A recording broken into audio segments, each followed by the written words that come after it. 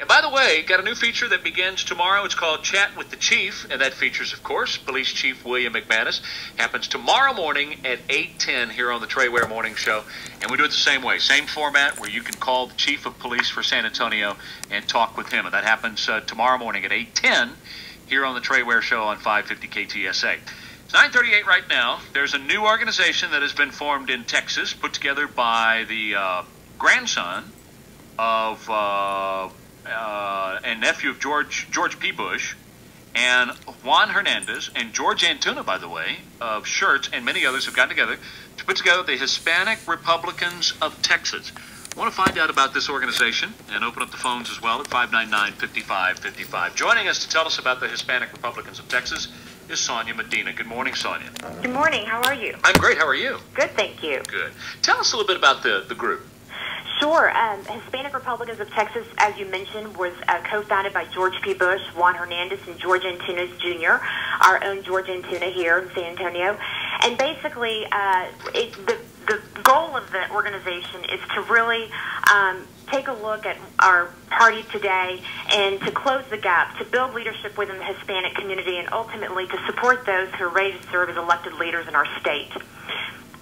Do you have collective views that people have to sign off on to be a part of the Hispanic Republicans of Texas? Or?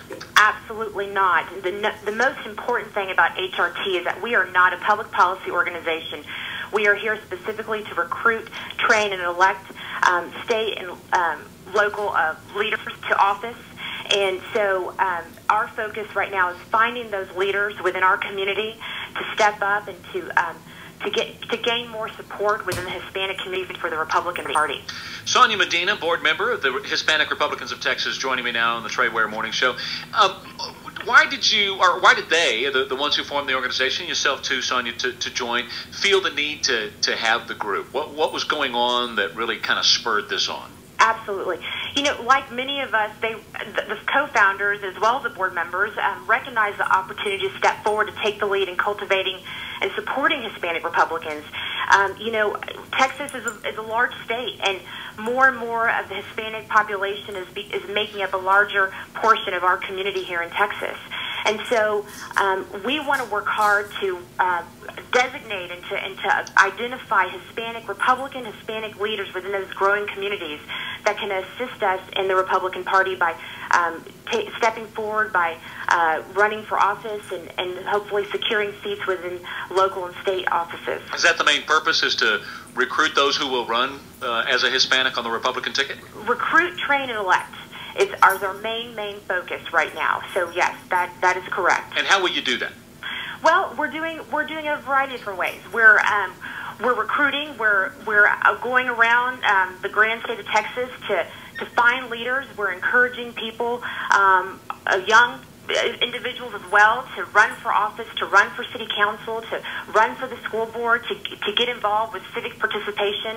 We are actually very fortunate to have some key consultants on board who are assisting with a training, and we're looking for individuals who share our common values of our party, of faith, of family, lower taxes, less regulations and government spending, to overall promote individual prosperity and economic growth of Texas.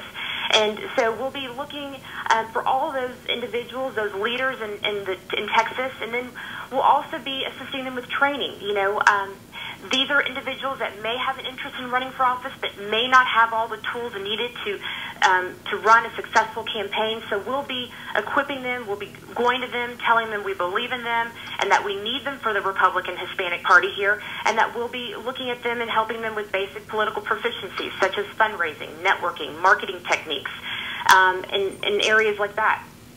What do you think are the issues that are most important today to Hispanic Republicans, or Hispanics in Texas, actually?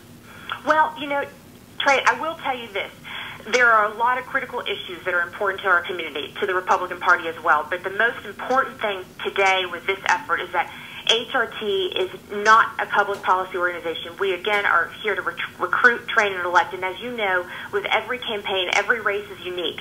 And so each of our candidates that we will be supporting throughout Texas, they will have key issues that they will have to, and that they will be working with, tailored to their communities. But again, HRT is really a public policy organization. It's not a public policy organization. We are here to really recruit, train, and elect. I understand, but when you speak with prospective recruits who would come in and be a part of the Hispanic Republicans of Texas, what do you tell them, and what reasons do you give them as to why they should join your organization as opposed to joining the Democratic caucus or whatever? Well, again, we're looking for those individuals that share our common values of faith, of family, of the less regulations in government spending. It's not unknown that if you look at the Hispanic community, our conservative values, for many, many generations, if you look at our abuelas and our tias and you go back into our generations, many of the core values of the Hispanic community have been those conservative values that align with the Republican Party. And so we are helping our candidates to resonate those important values, those important identifications that are part of our party, and helping them resonate in the communities that they're trying to represent in our state of Texas. Texas Democratic Party issued a statement yesterday saying this is too little, this is too late to win the hearts and minds of Hispanic voters in Texas. How do you respond to that? It's never too late. Absolutely not.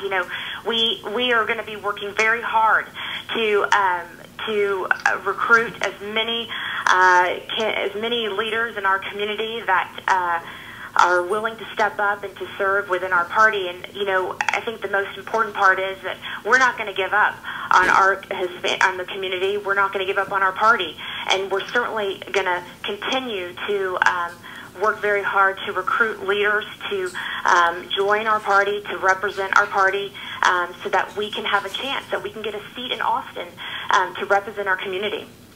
There, of course, the folks that we named at the beginning of the interview, folks like George Antuna, who has been very visible and well-known in politics here. George P. Bush, obviously, that name carries a lot of notoriety. Juan Hernandez and others that we mentioned at the beginning. Are there other notables that are in the group or considering joining the group that people would recognize right off the bat? Well, we have Rolando Pablos as a board member. We have Lionel Sosa as one of our board members. Both San Antonians, may I add. Jacob Monty is out of our Houston area. So our board members are, we have really tried to secure board members that represent the state of Texas. And again, we're helping candidates all over Texas, from Larry Gonzalez in Texas House District 52 to Sylvia Speedy. We've got about, I would say, about 10 to 11 candidates that we've already been supporting pretty ambitiously, and we are going to work very hard to continue to support more. Very good. Sonya, thank you. I really appreciate your time, and we will be in touch because I want to stay on top of what's going on with the organization, find out more about you guys, and as it continues to grow, continue to stay in touch with you guys, okay? Thank you so much, Trey. Really appreciate it. You bet. Thanks for your time this morning. You too. That's Sonya Medina. She's a board member with the newly formed Hispanic Republicans of Texas. It's 9:45 now. Trey Show, and Dean DeVore has AccuWeather. Clouds, some sun as we go through the day, some showers.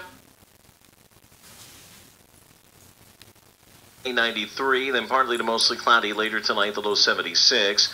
A shower, thunderstorm or two tomorrow. Clouds, some sunny breaks, high 93. Again, clouds, some sunny breaks on Friday. Can't rule out another shower, thunderstorm. Friday's high near 90. I'm meteorologist Dean DeVore with the Climate Magic AC KTSA AccuWeather forecast. Partly sunny, 80 in San Antonio. I'm Karen Clausen. Coming up at 10, legislation that'll bring about broad reforms to the nation's financial sector will be signed into law today.